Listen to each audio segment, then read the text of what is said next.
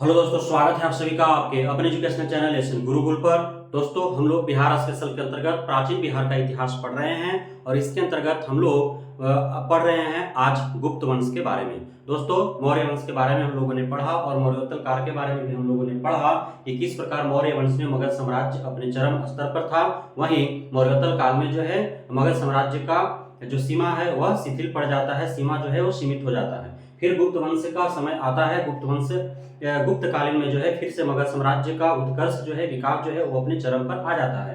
तो उसी गुप्त काल के बारे में हम लोगों को पढ़ना है। दोस्तों, आपको जो ये गुप्त वंश के बारे में जानकारी जो प्राप्त होती है या गुप्त वंश के द्वारा जो भी कार्य किए गए मगध साम्राज्य के विकास और उत्कर्ष के लिए उसमें जो है आपका साहित्यिक स्रोत है जिससे हमें जानकारी प्राप्त होता है। तो साहित्यिक स्रोत के तौर पर आपका देवी चंद्रगुप्तम है, मुद्रा राक्षस है, कामसूत्र है और कालिदास की रचना के माध्यम से हमें जानकारी इसके बारे में प्राप्त होती है। लेख प्रयाग प्रशस्ति जो हरिसेन के द्वारा लिखा गया था, जिसमें समुद्रगुप्त के बारे में मुख्य रूप से वर्णन है, तो प्रयाग प्रशस्ति से भी हमें यह जानकारी प्राप्त होती है। साथ ही प्रयाग प्रशस्ति में यह लिखा हुआ है कि जो है गुप्त वंश का स्थापना किसके द्वारा किया गया, 240 ईस्वी में जो है आपका श्रीगुप्त के द्वारा किया गया। उसके बाद एरन अभिलेख है, उससे हमें प्राप्त होता है, ताम्रपत्र से प्राप्त होता है और मुहरों पर लिखे हुए लेखों से प्राप्त होता है। वहीं मुद्रा से भी हमें बहुत कुछ जानकारियां प्राप्त होती है। स्वर्ण सिक्के जो है गुप्त वंश के समय जारी किए गए थे और अलग अलग जो आए शासक उनके द्वारा अलग अलग प्रकार के स्वर्ण सिक्के जारी किए गए। इससे यह साबित होता है कि उस समय जो है व्यापार व्यवसाय अपने उत्कर्ष पर था, अपने माने सही सजित ढंग से जो है व्यापार व्यवसाय चल रहा था और इसके साथ साथ विदेशों से भी इसका व्यापार व्यवसाय था। इन सारी बातों का जानकारी जो है मुद्रा से प्राप्त होता है। यात्रा विवरण जो है गुप्त वंश के समय ही फाहियान और ह्वेनसांग जो आए थे उनके द्वारा जो लिखा हुआ यात्रा वृतांत है, उससे भी हमें गुप्त वंश के बारे में जानकारी प्राप्त होती है। तो आइए जानते हैं गुप्त वंश के शासकों के बारे में। तो हमने आपको बताया कि श्रीगुप्त द्वारा 240 ईस्वी में जो है गुप्त वंश की स्थापना की जाती है, जिसका हमें जो है उल्लेख कहां से प्राप्त होता है, तो यह जानकारी जो है प्रयाग प्रशस्ति से प्राप्त होता है ना, जो हरिसेन के द्वारा लिखा हुआ था। उसके बाद दूसरा जो शासक आया गुप्त वंश का वो श्रीगुप्त आया। श्रीगुप्त का बेटा जो घटोत्कच है वह आया। घटोत्कच के बारे में आपको एक चीज याद रखना है कि इसे महाराज की उपाधि प्राप्त की गई थी। साथ ही एक चीनी यात्री है इत्सिंग, इन्होंने अपने उल्लेख में बताया है कि घटोत्कच ने मृगरारी खावन में जो है मृगारी खावन में एक मंदिर का निर्माण किया था। उसके बाद जो है चंद्रगुप्त प्रथम का समय आता है। 319 ईस्वी में जो है चंद्रगुप्त प्रथम गुप्त वंश का शासक बनता है।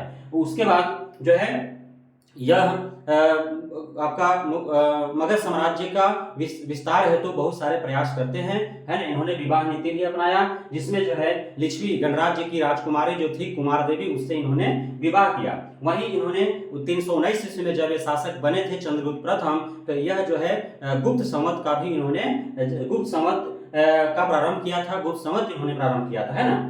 उसके बाद इनके बारे में यह कहा जाता है कि यह जो है गुप्त वंश का वास्तविक संस्थापक थे और साथ ही यह जो है एक गुप्त वंश का प्रथम स्वतंत्र शासक भी बने, है ना। तो प्रथम स्थापित के रूप में, यानी कि इन्होंने जो है गुप्त वंश का वास्तविक संस्थापक के रूप में इन्हें माना जाता है। साथ ही इन्हें जो है प्रथम स्वतंत्र गुप्त शासक के रूप में भी माना जाता है। और यह जो है जिस प्रकार इनके पिता घटोत्कच जो महाराज की उपाधि प्रदान की गई थी, उसी प्रकार इनको जो है महाराजा धीराज की उपाधि प्रदान किया गया, है ना। और इन्होंने जो है यानी कि चंद्रगुप्त प्रथम ने 2 प्रकार के जो है स्वर्ण सिक्का जारी किए थे, जिसमें एक राजा और एक रानी, राजा रानी प्रकार के 2 तरह के जो है इन्होंने स्वर्ण सिक्का जारी किया था।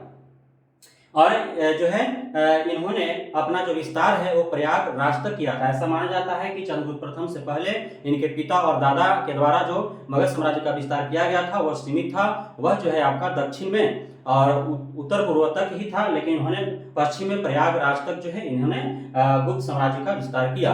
इस प्रकार जो है इनके द्वारा जो भी कार्य किए गए मगध साम्राज्य के विस्तार हेतु, गुप्त वंश के विस्तार हेतु, है ना, तो इसके वजह से इनको जो है गुप्त वंश का वास्तविक संस्थापक कहा जाता है और प्रथम स्वतंत्र गुप्त शासक भी कहा जाता है। इसके बाद आते हैं समुद्रगुप्त का 335 ईस्वी में जो है समुद्रगुप्त जो है गुप्त वंश का शासक बनता है। गुप्त ये आपका समुद्रगुप्त जो है उसे B.N. स्मिथ के द्वारा समुद्रगुप्त के बारे में कहा गया है कि भारत का नेपोलियन, क्योंकि यह जो है जिस प्रकार नेपोलियन जो है आपका यूरोप के देशों में साम्राज्य विस्तार किया था, उसी प्रकार जो है समुद्रगुप्त भी भारत में जो है कई राज्यों के राजाओं को हरा करके और मगध साम्राज्य का विस्तार किया था, है ना। सर्वप्रथम यह अपना विजय अभियान जो है गंगा यमुना दोआब की ओर ले गया और गंगा यमुना दोआब के क्षेत्र के राजाओं को हरा करके और उसे अपना साम्राज्य में मिला लिया। उसके बाद जो है इसने पंजाब को जीता, नेपाल को जीता, असम को जीता, बंगाल को जीता, तमिलनाडु को जीता, है ना। अर्थात इस प्रकार आप देख रहे हैं कि पश्चिम में पंजाब तक इन्होंने गया, उत्तर नेपाल को पूरा जीत लिया, है ना, उत्तर पूर्वी में असम और बंगाल को जीत लिया। उसके बाद आपका तमिलनाडु यानी कि दक्षिण के अंत तक तमिलनाडु तक इन्होंने जीता। इस प्रकार आप देख सकते हैं कि समुद्रगुप्त यानी कि गुप्त वंश के शासनकाल में मगध साम्राज्य का विस्तार जो है पूरे आप चारों तरफ देख रहे हैं, उत्तर दक्षिण पूर्व पश्चिम चारों तरफ जो है कोने कोने तक विस्तार हो चुका था।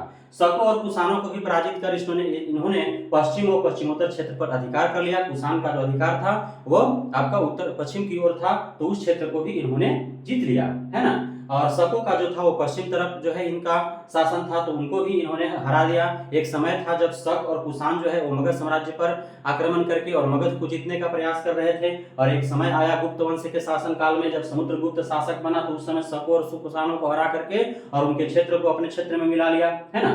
हरिसन रचित प्रयाग प्रशस्ति में इन सारी बातों का जो है उल्लेख हमें प्राप्त होता है कि समुद्रगुप्त ने किस प्रकार से किन किन क्षेत्रों को जीता है, कैसे जीता, है ना।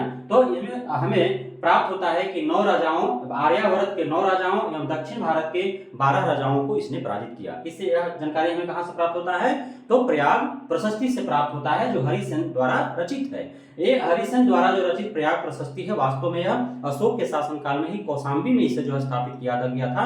फिर अकबर जो है इसे ला करके प्रयाग में स्थापित कर दिया और उसके बाद जो है यह जो है प्रयाग प्रशस्ति के नाम से उसी समय से जो है इसका कहा जाता है प्रयाग प्रशस्ति। वास्तव में यह अशोक के द्वारा कौशाम्बी में स्थापित किया गया था। और ये जो आपका प्रयाग प्रशस्ति है इसमें अशोक के बारे में भी बहुत सारी जानकारियां प्राप्त होती है। उसके बाद आपका गुप्त वंश के शासकों के बारे में जानकारी प्राप्त होती है ना। और उसके बाद इसमें जो है जहांगीर के बारे में भी, शाहजहां और जहांगीर के बारे में भी इसमें बहुत कुछ लिखा हुआ है।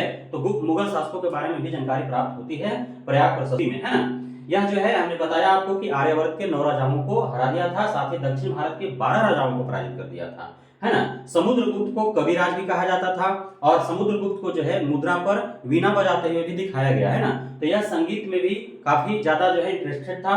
तो यह हर तरह से जो है पूरी तरह से एक इसको क्या कर सकते हैं कि समुद्रगुप्त जो था प्रत्येक इसमें कला और कौशल से परिपूर्ण था यह, है ना। जिस प्रकार जितना कुशल यह राजा था उतना ही कुशल यह कवि भी था, उतना ही कुशल यह बीना बजाने में भी था, वाद्य यंत्र बजाने में भी था।